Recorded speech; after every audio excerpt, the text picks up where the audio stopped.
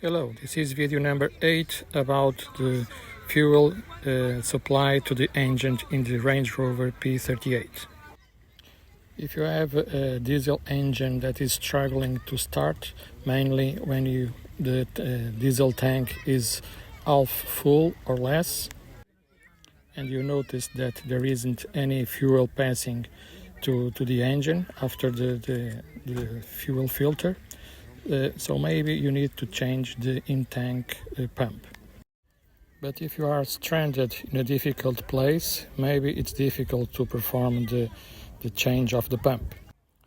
But guess what? The manufacturer tells you that to change the fuel intank pump, you need to remove all the fuel tank. You need to remove the fuel and the tank.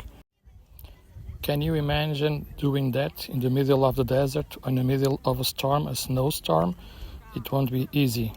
So that's why I decided to make an upgrade to easy access to the in-tank fuel pump. The fuel tank is under the back seat. There is plenty of information in the internet about where to cut the carpet in the back of the car to access the tank.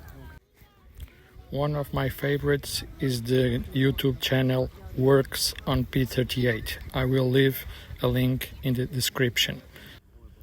So I made several measurements and I cut the carpet and also the steel plate that is under the back seat.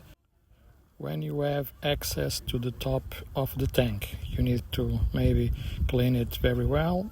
In my case it was a bit dirty, and then replace the old pump by the new pump.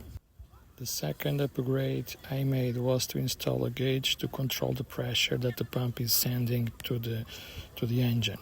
This way I can know if the pump is working and if the pump is in fact giving pressure to the diesel fuel. I was expecting that the pressure would be between 1 and 1.5 bar, but in fact the pressure is between 0.5 and 1 bar. Then later I replaced the gauge for another one and it still marks between 0.5 and 1 bar in pressure for the fuel that comes to the engine. And that's it. Now I'm more confident to go with my P38 to remote places and diagnose easily if I have a bad intake pump.